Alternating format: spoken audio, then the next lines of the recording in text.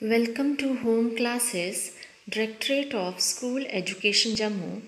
Myself Ritika Kapoor. Today we will discuss double column cash book with the cash and bank columns. Hello students, welcome to the Home Classes. In the previous lecture we discussed the simple cash book, then the cash book with the discount columns. Today our topic is cash book with the cash and the bank columns. When the business enterprise have the large number of cash and bank related transactions. Cash and bank related transactions means कि take the case of the receipts. हमें जो पैसा आ रहा है वो cash भी आ रहा है और चेक से भी आ रहा है, और जो हम पेमेंट्स कर रहे हैं the same way we are making payments through cheques और we are doing the cash payments. हम पेमेंट्स जो है वो कैश से भी कर रहे हैं और चेक से भी कर रहे हैं, और पैसा भी जो आ रहा है वो कैश भी आ रहा है और चेक भी आ रहा है. तो इसलिए हमें बहुत कन्वीनियंट हो जाएगा if we have the cash and the bank column in the same book. अगर हमारे पास कैश और बैंक कॉलम सेम बुक में होगा तो it is very convenient to record the cash transactions and the bank related transactions in the same book. Moreover, there may be some transactions where both the cash and the bank columns are involved, which are known as the contra transactions. For example, take the case of cash deposited into the bank or cash withdrawn from the bank. For example, cash withdrawn from the bank for office use.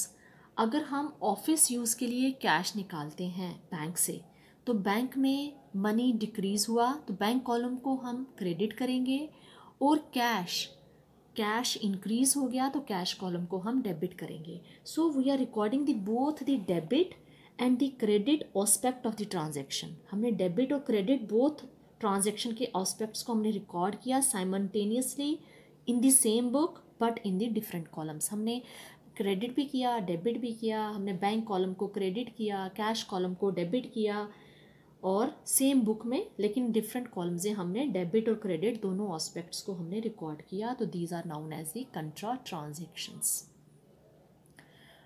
And it is very convenient. जैसे मैंने आपको कहा to have the complete picture of the funds कि आपके पास cash column को भी अगर हम देखेंगे और बैंक कॉलम को देखेंगे तो हमारे पास क्लियर पिक्चर हो जाएगी कि हमारे हाथ में कितना पैसा है और बैंक में कितना पैसा है. We can have the clear picture of our funds. In the cash book with the cash and the bank column, the procedure is same. All the transactions involving cash are recorded in the cash columns and all the transactions involving bank are recorded in the bank columns. जो आएगा हमारे पास तो हम उसको debit कर देंगे. अगर cash आया तो कैश कॉलम को डेबिट, अगर बैंक में आया चेक अगर रिसीव किया तो बैंक कॉलम को डेबिट. अगर आपने पेमेंट की है, पैसा आपसे गया है, डिक्रीज़ हो गया है तो हम कैश कॉलम में क्रेडिट कर देंगे, और अगर आपने चेक से पेमेंट की है, बैंक से डिक्रीज़ हो गया तो हम बैंक कॉलम को क्रेडिट कर देंगे. Now next is the format. This is the format of the cash book. It's a double column. क्योंकि हमारे पास यहाँ पे डबल कॉलम क्यों कहते हैं, क्योंकि अमाउंट के दो कॉलम रहते हैं. यहाँ पे कैश है, बैंक है. हमने जो डिस्काउंट किया वो भी डबल कॉलम है. अगर डिस्काउंट कॉलम है तो वो कैश और डिस्काउंट किया, बैंक और डिस्काउंट किया, that is also the double column cash book. तो in this double column cash book we have the cash column and the bank column. ये डेबिट है, ये क्रेडिट है. Left hand side is the debit side. जो पैसा आएगा, receipts होंगी वो हम इस तरफ रिकॉर्ड करेंगे, जो पेमेंट्स होंगी वो हम क्रेडिट की तरफ रिकॉर्ड करेंगे. We have the date column, particulars, ledger folio, cash, bank, then date column, particulars, ledger folio, cash, bank. Now take the example problem number 7. We will clear the concept with the help of the problem 7 of your book J.K. Bose.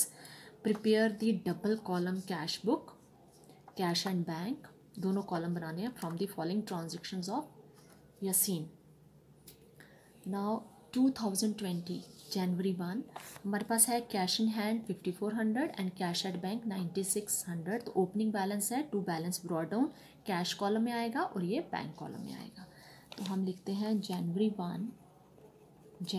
1 to balance brought down 5400 हमारा cash column में आ गया और 9600 हमारा bank column में आ गया। ये थोड़ा confusing है, आपने बैंक का बैंक कॉलम में लिखना है, कैश का कैश कॉलम में लिखना है। Now next is interest on loan paid by cheque. Cheque से पेमेंट हुई है, पैसा जा रहा है बैंक से, तो बैंक को पहले ही आप यहाँ पे इसके कॉलम में कंफ्यूजन नहीं हो जाए, इसलिए बैंक कॉलम को हमने क्रेडिट करना है, क्योंकि जो पेमेंट हुई है वो चेक से हुई है। तो रीज़न क्या है, by interest on loan account, date है जनवरी 6। नाउ नेक्स्ट एंट्री आप ध्यान से समझो इसको। गुड्स परचेज फ्रॉम सुरेंद्र को 12,000 की आपने गुड्स परचेज की हैं, लेकिन half the payment is made immediately. आपने खाली आधा ही पैसा कैश में पे किया है, आधा जो हुआ है वो क्रेडिट है, तो क्रेडिट तो हम यहाँ पर लेते नहीं हैं। तो half the payment is made immediately, 12,000 का आधा हो गया 6,000, तो 6,000 आपने पेमेंट की है, जिसमें से आपने आधा चेक से दिया है। तो 3,000 चेक से पेमेंट हुई है और 3,000 आपकी कैश से पेमेंट हुई है। तो क्या रीज़न क्या है, by purchases account, by purchases account 3,000 cash से पेमेंट हुई है और 3,000 चेक से पेमेंट हुई है, और जनवरी 11 इज़ द डेट। ठीक है, उसके बाद है जनवरी 16 कैश डिपॉजिटेड इनटू बैंक। अब यहाँ पर ये एंट्री आप ध्यान से समझिए, ये कंट्रा एंट्री है, कैश डिपॉजिटेड इनटू बैंक। ये जो ट्रांजैक्शन है कैश डिपॉजिटेड इनटू बैंक, इसका बोथ एस्पेक्ट हमने रिकॉर्ड करने हैं, डेबिट और क्रेडिट, क्योंकि बैंक में पैसा इंक्रीज़ हुआ है, आपने डिपॉजिट किया है 2,000, तो ये हमने डेबिट कर दिया बैंक कॉलम में। पहले हम अमाउंट कॉलम में कर लेते हैं फिल, क्योंकि कन्फ्यूजन ना हो जाए, कैश कहाँ पे लिखना है। बैंक कॉलम में इंक्रीज़ हुआ तो हमने बैंक कॉलम में डेबिट किया, और कैश हमारी कम हो गई तो यहाँ पे हमने क्रेडिट किया। ये क्रेडिट की तरफ है और ये कैश कॉलम है, तो कैश कॉलम में हमने क्रेडिट किया 2,000।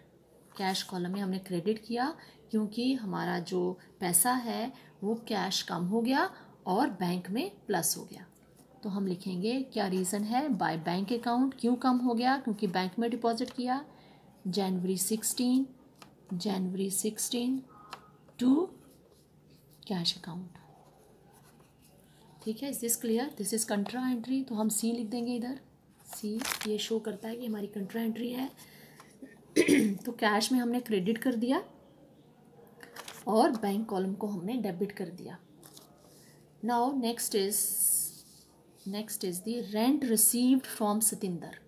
रेंट रिसीव्ड फ्रॉम सतिंदर, तो पैसा आया है, इंक्रीज हो गया टू रेंट अकाउंट, तो ये कैश कॉलम में हम लिखेंगे 4,500 because cash has been received.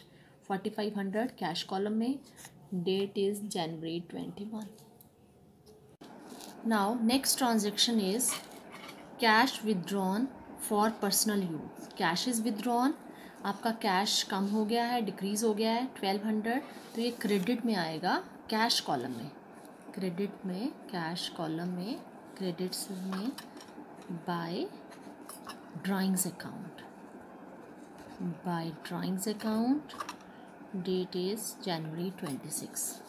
Now next transaction is cash withdrawn from bank for personal use. This is also for the personal use, ये भी ड्राइंग्स हैं but it is withdrawn from the bank. ये bank से पैसा decrease हुआ है और ये कैश डिक्रीज़ हुई है, तो ये हम बैंक कॉलम में क्रेडिट में लिखेंगे। 1,600 is on the credit side of the bank column by drawings account, date है आपकी जनवरी 30th। Now last transaction is cash withdrawn from the bank for office use. This is the contra entry. Cash is withdrawn from the bank, bank से पैसा decrease हो गया, निकाला गया है, तो बैंक को हम क्रेडिट करेंगे ऑफिस में।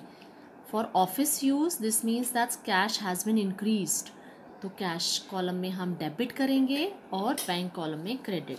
तो बैंक कॉलम में हम क्रेडिट कर देते हैं 2,100 और कैश कॉलम में हम डेबिट कर देंगे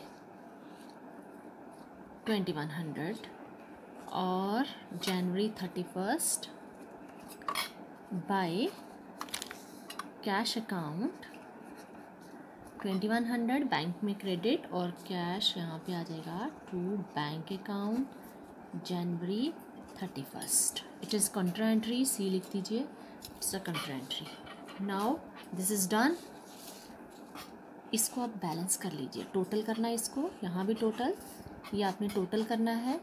और जो आपका बैलेंस यहाँ पे डिफरेंस आएगा that will be the closing balance. By balance carry down last of the month January 31st. ये जनवरी की ट्रांजेक्शन्स है सारी, तो last is the January 31st. By balance carry down, this is the closing balance. जो भी difference आएगा cash का और बैंक का वो आप इधर लिखेंगे. और जनवरी के नेक्स्ट मंथ दैट इज़ फरवरी, 1st February को आप यहाँ पे लिख देंगे to balance brought down. This balance will be brought down here on February 1st.